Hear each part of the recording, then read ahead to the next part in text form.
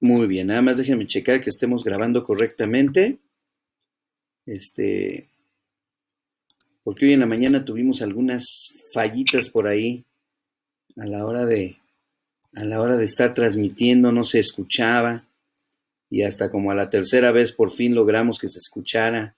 Quién sabe qué fue lo que sucedió, ¿verdad? Pero parece que todo está en orden. Muy bien, todo está en orden.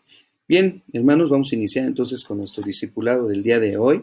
Como pueden ustedes ver ahí, y aparece para ustedes, es el libro 3 ya, iniciamos con el libro 3.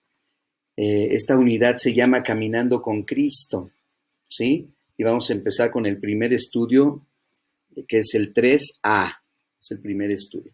Y fíjate en el título, hoy vamos a hablar sobre la iglesia. La iglesia. A lo mejor van a ser cosas, algunas que ya conocemos, y otras pues nos van a ayudar a seguir avanzando en el conocimiento que tengamos, ¿verdad? De la iglesia del Señor.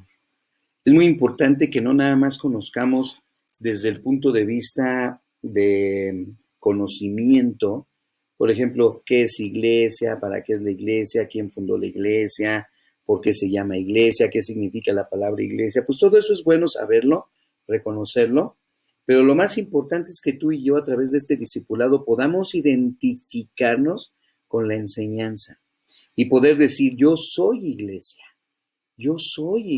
¿verdad? Y entonces, yo como iglesia, ¿qué estoy haciendo? Yo como iglesia, ¿cómo estoy respondiendo? ¿Sí? Entonces, el Señor Jesús vino a declarar también y a fundar su iglesia. Entonces, no vino a formar una nueva religión, por ejemplo, no. Él jamás vino a cambiar una religión. Que después se le llamara cristianismo, eso fue ya otra cosa. Pero Él vino a enseñarnos cómo podíamos tener esa relación por medio de la iglesia con nuestro Señor Jesucristo a través de la salvación y cómo no estábamos solos, sino estábamos todos juntos, unidos, en un mismo cuerpo, en un mismo sentido, todo lo que hemos estado estudiando sobre la unidad. Fíjate bien los versículos que vamos a ver. Y a manera de introducción, fíjate, dice, lo primero que vamos a hablar acerca de la iglesia es que la Biblia menciona que la iglesia es el cuerpo de Cristo. El cuerpo de Cristo. Dice, la iglesia incluye a todos los que han recibido una nueva vida en Cristo por medio del Espíritu de Dios. Entonces, ¿quiénes son iglesia? Los primeritos que podemos decir que ya son iglesia son los que han recibido una nueva vida en Cristo. ¿Sí?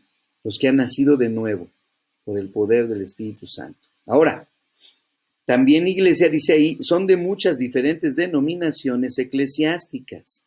O sea, la iglesia puede estar formada o está formada de varias denominaciones, ¿sí?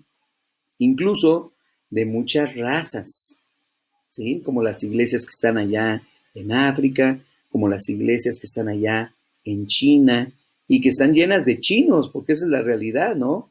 O las iglesias en África que están llenas de africanos, ¿no? Entonces, no solamente hablar de la denominación, es decir, que sean bautistas, luteranos, protestantes, presbiterianos, etcétera, sino también, ¿verdad? Referente a las razas. Y luego dice, y de muchas naciones también. Entonces, la iglesia está en todas partes, ¿sí? Desde el punto de vista, como lo estamos viendo ahorita, globalmente hablando, porque cada una de las iglesias que hay, ¿sí? Todas son autónomas, es decir, las iglesias, como nos enseña el Nuevo Testamento, cada una de las iglesias dependía de sí misma. Incluso los concilios que hubo, donde vemos que de repente iban a Jerusalén, porque ahí se habían quedado los apóstoles en obediencia a las palabras del Señor Jesús, ¿verdad? Incluso cuando había algún concilio o algo, ellos simplemente aconsejaban a las demás iglesias y les decían, hagan esto, ¿verdad? En asamblea nos dimos cuenta de esto, platicamos esto y le pareció bien al Espíritu Santo y a nosotros decirles esto y entonces mandaban la carta y por eso hay cartas a las iglesias de Filipos, a las iglesias de Éfeso, a las 7 iglesias de Asia en Apocalipsis, a las iglesias, ¿verdad? ¿Por qué? Porque aunque era una iglesia global, por decirlo así, ¿verdad? En realidad Cada una de las iglesias, ¿verdad?, tenía su propio gobierno, su propia manera de hacer las cosas. Claro, los discípulos aconsejaban a las iglesias, ¿verdad? Eso es algo muy importante. Por eso nosotros como iglesia no tenemos obispos, no tenemos jerarcas, porque no existían en la Biblia, para nada, ¿verdad? Cada uno de ellos eran simple y sencillamente discípulos del Señor, ¿sí? Los únicos oficiales que existen en la Biblia, y un día lo vamos a estudiar y está ahí en Timoteo, ya lo hemos estudiado en otras ocasiones, ¿verdad? Son los pastores y los diáconos, únicamente. Había pastores maestros en las iglesias y las iglesias fomentaban que hubiera pastores, ¿sí? Y si las iglesias eran muy grandes, había necesidad de nombrar diáconos, para que los diáconos, que significa servidores, precisamente, valga la redundancia, sirvieran dentro de la iglesia para los propósitos administrativos de ella. Pero nada tenía que ver con cuestiones religiosas ni con cuestiones de doctrina. Eran simplemente cuestiones de servicio, ¿sí? Por ejemplo, cuando se nombraron por primera vez diáconos en las iglesias, es porque los apóstoles no podían estar dejando de ocuparse de la oración y de la enseñanza bíblica para estarse ocupando de servirles de comer a las viudas. Ese fue el problema, un problema de tipo administrativo. Y entonces dijeron, vamos a escoger 7 hombres con estas características, se van a llamar diáconos y que nos ayuden con esto. ¿Y qué hacían ellos? Pues servir en las mesas, ¿verdad? Ayudar administrativamente dentro de la iglesia. Pero nada tenía que ver con doctrina y que ahora vamos a cambiar esto y ahora vamos a hacer esto. No, no era así. Y si en algún momento eso sucedía, era solamente un consejo para las iglesias, ¿verdad? De que buscaran más respuesta en las palabras del Señor. Hablando de esta iglesia, dice, se encuentran por todo el mundo, pero están unidos en un solo cuerpo con Jesús. Cada creyente genuino forma parte de la familia de Dios. Si tú eres un creyente o una creyente que ha recibido al Señor Jesús en su corazón, ha sido sellado por el Espíritu Santo, como enseña la Escritura, allá en Efesios capítulo 1, 12, ¿sí? Entonces, ¿verdad?, eres parte del cuerpo de Cristo y formas parte ahora de la familia de Dios, del Israel de Dios. Muy bien, vamos a ver o analizar esto en la iglesia. Fíjate bien, vamos a la pregunta número 1. Y les recuerdo, vamos a tratar de ir leyendo todos, ¿verdad? Entonces prepárense. Alguien busque Colosenses 1:18. Alguien más vaya buscando Colosenses 1:19. Alguien vaya buscando Efesios 1:7, que con estas son las 3 primeras. Y por último, alguien busque también, digo, para irnos adelantando, ¿verdad? ¿Qué les parece? Primera de Juan, capítulo 4, versículos 7 y 8. Primera de Juan, capítulo 4, versículos 7 y 8. Pero vamos a empezar con la primera pregunta. A ver, ¿quién quiere leer Colosenses 1:18 y contestamos la pregunta? ¿Cuál es la posición de Cristo en la iglesia? Colosenses 1:18. ¿Tú lo tienes, Eddie? Sí. Adelante. Y Él es la cabeza del cuerpo que es la iglesia, Él que es el principio, el primogénito de entre los muertos, para que en todo tenga la preeminencia. Ahí está. Está hablando del Señor Jesús. Y menciona que Él es, ¿qué? La cabeza. ¿Sí? Él es la cabeza, el Señor Jesús. Y noten ustedes, no dice fue la cabeza, o era la cabeza, o será en el futuro la cabeza. No, no, no. Está diciendo claramente, Él, ¿qué? Es la cabeza de la iglesia. ¿Y por qué Él es la cabeza? Pues porque Él es el primogénito, como siguió leyendo Eddie, ¿verdad? De entre los muertos. ¿Qué significa esto? Es el primero que resucitó para vida. El Señor Jesús no se quedó en una cruz tendido. Fue bajado, fue sepultado y a los 3 días, con poder y gran gloria, ¿qué? Resucitó y volvió a vivir, dicen las Escrituras. Y después de eso, hubo muchas pruebas entre muchos hermanos de que verdaderamente había resucitado. Y después el Señor lo llamó a su gloria y ahorita está sentado allá en la gloria, en el trono de Dios, a un lado, intercediendo por nosotros.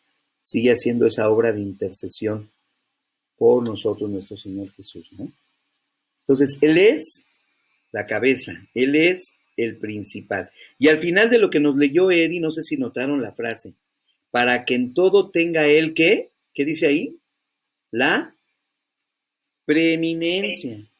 ¿Qué significa la preeminencia? El lugar más preponderante, el lugar principal entre todos, ¿verdad? O sea, el más importante es el Señor Jesús. ¿Sí? Muy bien. Perfecto. Esa es la posición que ahorita tiene nuestro Señor Jesús en la iglesia. Ahora alguien más léame Colosenses, que es el siguiente versículo 1:19, para contestar qué aprendemos de Cristo en ese pasaje. ¿Quién lo lee? Yo. Adelante. Por cuanto rogó al Padre que en él habitase toda la plenitud, toda plenitud. Muy bien. Por cuanto agradó al Padre que en él habitase toda plenitud. Muy bien. ¿A quién le agradó? Al Padre. Al Padre. ¿Y qué le agradó? Al haber Que puesto a fuera él. Jesús. Haber puesto a Jesús como preeminencia. ¿Sí? Sí. Esto le agradó al Padre. Esto es muy importante, hermanos, porque no es lo que nosotros pensemos o lo que nosotros digamos, hablando de religión, por ejemplo, no, sino otra vez es lo que dice la Biblia. ¿Y qué dice la Biblia? Por cuanto le agradó a Dios, al Padre. O sea, este era el plan de Dios. Ya estaba en el corazón de Dios. Poner a su Hijo como cabeza de la iglesia, como la piedra angular, ¿verdad? De la iglesia, que después lo vamos a leer en otro pasaje por ahí. Muy bien, excelente. Ahora vamos a la pregunta número 3, que tiene dos respuestas. Según Efesios 1:7, ¿qué nos ha conseguido Jesús y cómo es que lo consiguió? A ver, ¿qué nos ha conseguido Jesús? Efesios 1:7, ¿quién lo lee? A ver, Panchis. En quien tenemos redención por su sangre, el perdón de pecados, según las riquezas de su gracia.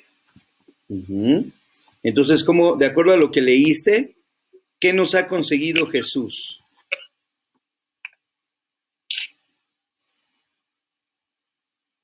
Pues nos dio la redención y el perdón de los pecados. ¿Quién nos dio? Fuimos redimidos por... Sí, sí. ¿Y qué dice ahí? ¿Cómo lo consiguió? Fuimos redimidos por él, por su sangre. ¿Y cómo lo consiguió, según el pasaje? Su sangre. Por medio de haber derramado su sangre. Según el pasaje. Sí, si quieres lo puedes leer otra vez. Según las riquezas de su gracia. Según las riquezas de su gracia. Dice, en quien te por su sangre el perdón de pecados, sí, según las riquezas de su gracia. Exactamente. ¿Cómo lo consiguió? Según las riquezas de su gracia.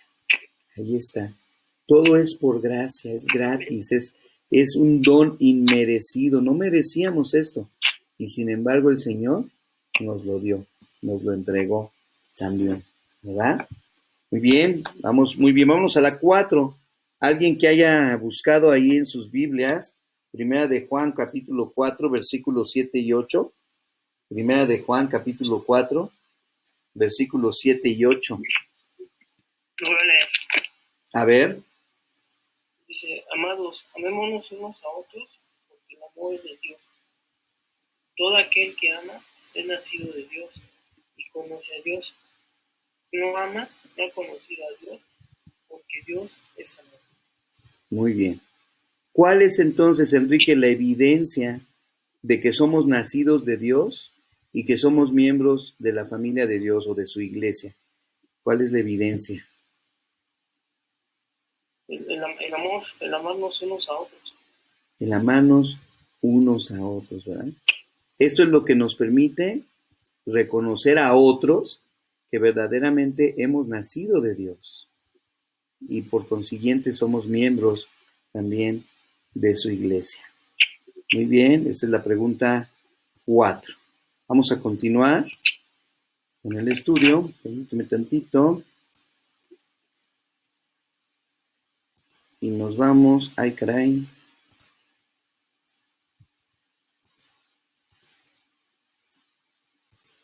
a la pregunta 5, ya me encontré. Estamos viendo todo lo que significa el cuerpo de Cristo, acuérdense, ¿sí? Ahora vámonos a Romanos capítulo 12, versículos 4 al 5. Y ahí se nos va a hablar de la iglesia, o sea, de todos los creyentes. ¿Qué dice de todos los creyentes o qué aprendemos de todos los creyentes? Ahí en Romanos 12, 4 y 5. ¿Quién lo quiere leer? Romanos 12, versículos 4 y 5.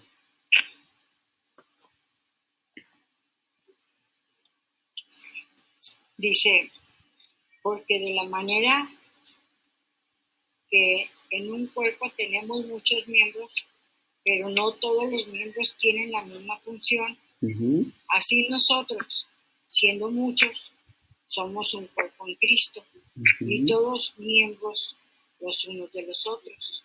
Muy bien. Entonces, fíjate, aquí está, mira. En un cuerpo, ahorita están viendo mi cuerpo, en un cuerpo tenemos muchos miembros. Pero no todos los miembros tienen la misma función. Por ejemplo, el pulgar es uno de los miembros más pequeños, pero es muy importante. ¿Qué haríamos si no tuviéramos pulgar? A ver, trata de agarrar un vaso con estos 4 dedos. Ah, pero tengo 4, sí, pero este es el que hace el agarre. Entonces nos está diciendo, cada uno de los miembros es importante y tiene una función dentro del cuerpo. Y luego dice, así nosotros, o sea, la iglesia, los creyentes, cada uno de nosotros formamos parte del cuerpo de Cristo, donde la cabeza es el Señor Jesús, y Mayra, Chayito, Eddie y cualquiera de nosotros que formemos parte de la iglesia, tenemos una función que cumplir. Entonces, Pablo lo que nos está enseñando en este pasaje y en otros que vamos a ver de Corintios es precisamente la relación que existe, ya sea una comparación entre el cuerpo humano de un ser humano y el cuerpo que es la iglesia, donde también, igual nosotros somos muchos miembros, ¿sí? Pero cada uno de nosotros dentro de ese cuerpo que se llama iglesia, tenemos que cumplir una función, ¿sí?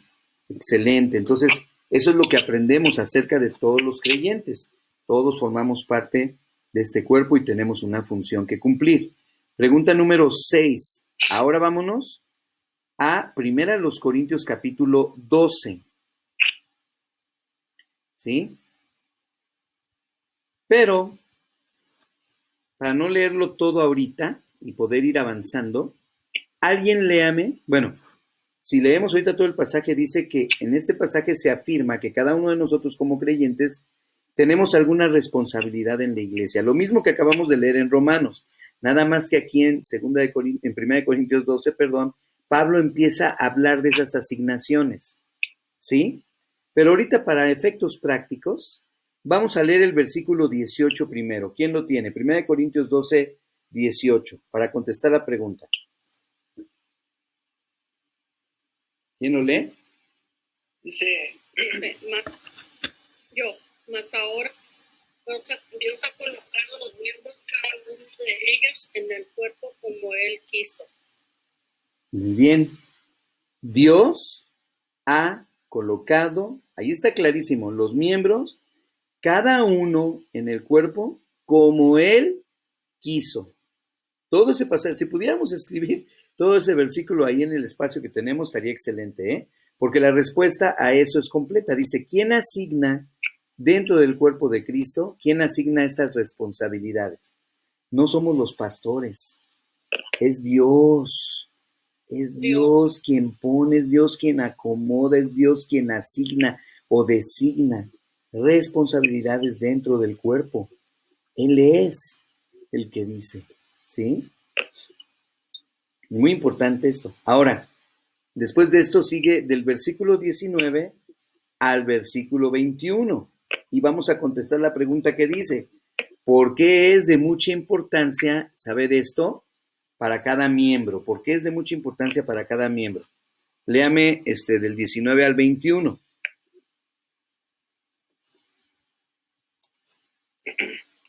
Porque si todos fueran un solo miembro, Uh-huh. ¿dónde estaría el cuerpo? Pero ahora son muchos los miembros, pero el cuerpo es uno solo. Ni el ojo puede decir a la mano, no te necesito, ni tampoco la cabeza, los pies, no tengo necesidad de vosotros. Ahí está, ¿verdad? Fíjate qué importante lo que nos está diciendo el Señor. Cada miembro es importante. Cada miembro es importante, lo vuelvo a repetir. Es decir, no es como las empresas donde nos dicen de repente, ¿sabes qué? Ya cumpliste la edad para trabajar, entonces ya no nos eres indispensable, queremos gente joven y de repente pues nomás con la mano y la cintura nos dicen bye bye, ¿verdad? Y los que ya pasamos de los 45 o 50 años ya empezamos a preocuparnos un poquito de que cómo le hacemos con la chamba, ¿no? A ver, aquí no es así. En la iglesia, fíjate bien, en la iglesia todos somos importantes. Todos y cada uno de los miembros somos indispensables. Aún el más pequeño de esos miembros en la iglesia, como en el cuerpo, y ahorita poníamos el ejemplo nada más de este pulgarcito, bueno, aún este miembro pequeño es muy importante porque es parte del cuerpo, así de sencillo. Y por eso más adelante nos dice, y ahorita lo vamos a leer, ¿verdad? Que si un miembro se duele, por ejemplo, no sé si te has machucado una uña, bueno, hay gente, o el dolor de muela, que hace que te duela el oído, la garganta, la cabeza, y a algunos hasta diarrea les da por un dolor de muela. Porque una cosa tan pequeñita o un miembro tan pequeño del cuerpo, ¿verdad? Puede afectar a todo el cuerpo. Así de sencillo, ¿sí? Entonces todos somos indispensables en la iglesia. Ahora, la pregunta número 7. ¿Cómo nos afecta el sufrimiento, así como las bendiciones? Porque no todo es cosa mala como el sufrir, sino también hay cosas buenas. ¿Cómo nos afecta el sufrimiento y las bendiciones que cada miembro experimenta? Primera de Corintios 12:26. Y antes de que lo lean, vamos a ver las posibles respuestas. Una respuesta es, no hombre, no nos afecta, a menos que conozcamos bien a la persona. Esa es una. Otra, siempre nos afecta, porque somos parte del mismo cuerpo espiritual. Otra, podría afectarnos, pero debemos concentrarnos en nosotros mismos. Una de esas tres es la respuesta correcta. A ver, ¿quién me lee 1 Corintios 12:26? Léalo. Ah, Eddie.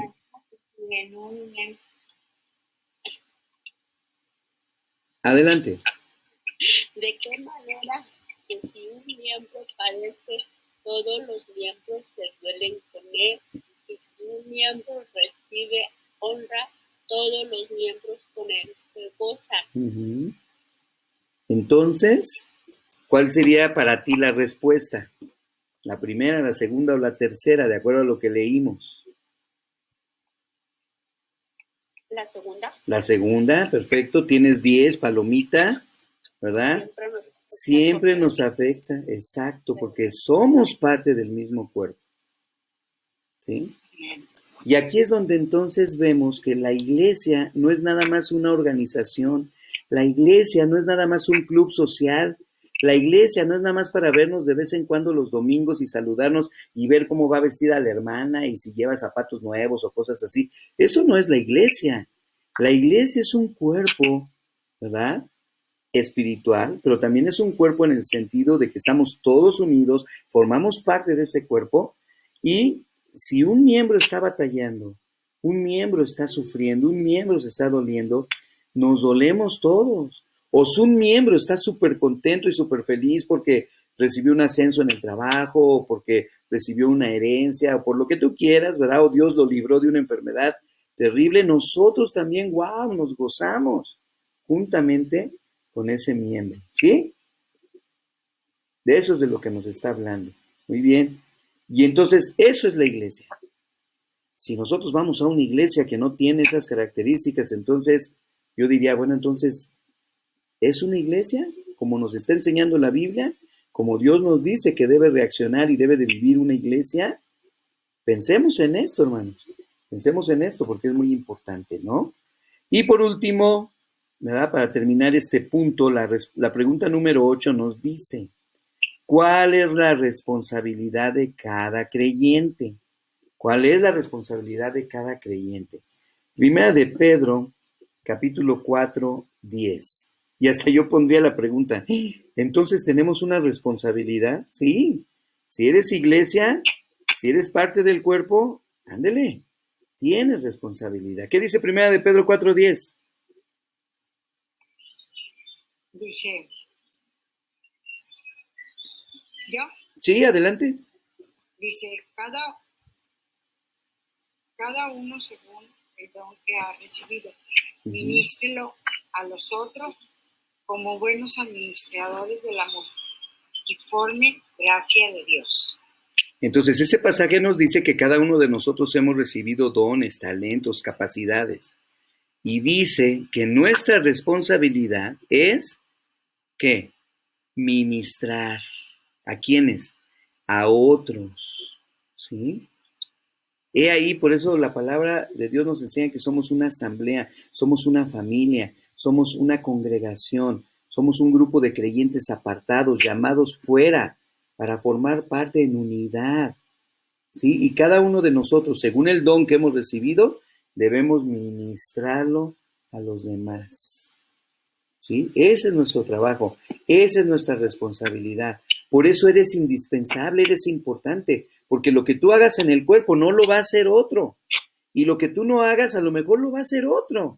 Perfecto, porque así es en el cuerpo de Cristo, pero eres indispensable, ¿sí? Y en la medida que tú empieces a formar parte del cuerpo de Cristo y asistir a las reuniones y formar parte más de esto, tú mismo te vas a dar cuenta, bueno, yo puedo servir en esto, yo puedo ayudar en esto, yo puedo ministrar, vamos a usar la palabra que utiliza Pedro, ahí en lo que leímos, ¿verdad?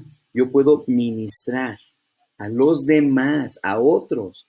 Está hablando de ministrar a la iglesia, dentro de la iglesia, ¿sí?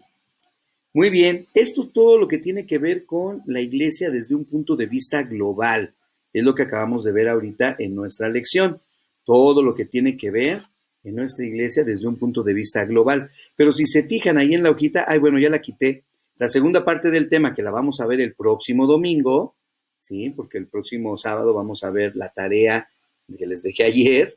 Entonces, el próximo domingo estaremos viendo la conclusión de este tema. Les sirve para que ustedes contesten todas las demás y ya las traigan contestadas, así avanzamos más rápido. Y fíjate, vamos a hablar ahora de la iglesia localmente, ¿sí? Local. Por ejemplo, la iglesia en Saltillo. Pero hablar de la iglesia en Saltillo es hablar de más de 100 iglesias, tan solo bautistas. Imagínate cuántas más hay denominacionalmente hablando, ¿sí? Ahora, ¿cuál es nuestra presencia como iglesia local? ¿Y cómo debemos comportarnos y seguir como iglesias locales? Aquí, nosotros, la que se llama Familia Gran Comisión, en Saltillo. Esa es la iglesia de nosotros, esa es nuestra iglesia, nuestra familia, nuestra congregación, ¿sí? Y entonces ya lo vamos a ver, Dios mediante, el próximo domingo. Ahí se quedan con la hojita para que puedan ir avanzando, ¿sí? Déjenme terminar la grabación aquí